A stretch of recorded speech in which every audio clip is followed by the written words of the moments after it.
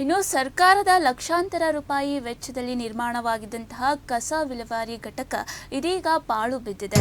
ಅಧಿಕಾರಿಗಳ ನಿರ್ಲಕ್ಷ್ಯ ಎಷ್ಟರ ಮಟ್ಟಿಗೆ ಇದೆ ಎಂಬುದನ್ನು ಇದರಿಂದ ಊಹಿಸಬಹುದು. ಚಿಂತಾಮಣಿ ತಾಲೂಕಿನ ಮುನಗನಹಳ್ಳಿ ಗ್ರಾಮ ಪಂಚಾಯಿತಿಯಲ್ಲಿ ಕಸ ವಿಂಗಡಣೆ ಘಟಕದ ದುಸ್ಥಿತಿ ಇದೀಗ ನಿಮ್ಮ ಪ್ರಗತಿ ಟಿವಿಯ ಕಾರ್ಯಾಚರಣೆಯಲ್ಲಿ ಬಹಿರಂಗವಾಗಿರುವಂಥದ್ದು. ಪಾಳುಕೊಂಪೆಯಾದಂತಹ ಕಸ ವಿಲೇವಾರಿ ಘಟಕ ಪಂಚಾಯಿತಿ ಅಧಿಕಾರಿಗಳ ನಿರ್ಲಕ್ಷ್ಯದಿಂದ ಸರ್ಕಾರದ ಹಣ ಪೋಲಾಗ್ತಾ ಇದೆ. ಪ್ರಗತಿ ಟಿವಿ ಕಾರ್ಯಾಚರಣೆಯಲ್ಲಿ ಬೇಜವಾಬ್ದಾರಿತನ ಬಯಲಾಗಿರುವಂಥದ್ದು. ಚಿಂತಾಮಣಿ ತಾಲೂಕಿನ ಮುನಗನಹಳ್ಳಿ ಗ್ರಾಮ ಪಂಚಾಯಿತಿಯ ಕತೆ ಇದು. ಕಸ ವಿಂಗಡಣೆ ಘಟಕದ ಕಚೇರಿಯೊಳಗೆ ಕಾಂಡೋಮ್ಗಳು ಕೂಡ ಪತ್ತೆಯಾಗಿದೆ. ಇನ್ನು ಸ್ವಚ್ಛತೆ ವಾಹನಕ್ಕೆ ನಂಬರ್ ಪ್ಲೇಟ್ ಕೂಡ ಇಲ್ಲ. ಸರ್ಕಾರ ವಾಹನ ನೀಡಿ 4 ವರ್ಷಕ್ಕೂ ಹೆಚ್ಚು ವರ್ಷಗಳೇ ಕಳೆದಿದ್ರೂ ಕೂಡ ಇದುವರೆಗೂ ಕೂಡ RTOನಲ್ಲಿ ನೋಂದಣಿ ಆಗಿಲ್ಲ. ಯಾಕೆ ಅಂತ ಇದೀಗ ಗ್ರಾಮಸ್ಥರು ಹಾಗೆ ಸಾರ್ವಜನಿಕರು ಆಕ್ರೋಶವನ್ನು ವ್ಯಕ್ತಪಡಿಸ್ತಾ ಇದ್ದಾರೆ. ಕಸ ವಿಂಗಡಣೆ ಘಟಕದ ಕಚೇರಿಯೊಳಗೆ ಕಾಂಡೋಮ್ಗಳು ಕೂಡ ಪತ್ತೆಯಾಗಿದ್ದು ಸಾರ್ವಜನಿಕ ಆಸ್ತಿಯನ್ನ ದುರ್ಬಳಕೆ ಮಾಡಲಾಗಿದೆಯೇ ಎಂಬ ಅನುಮಾನ ಮೂಡಿಸ್ತಾ ಇದೆ.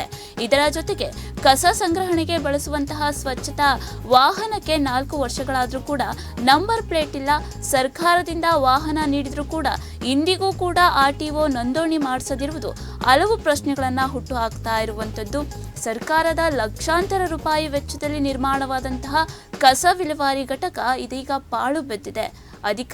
ಅಧಿಕಾರಿಗಳ ನಿರ್ಲಕ್ಷ್ಯ ಎಷ್ಟರ ಮಟ್ಟಿಗೆ ಇದೆ ಅಂತ ಈ ಘಟನೆಯಿಂದ ಊಹಿಸಬಹುದು.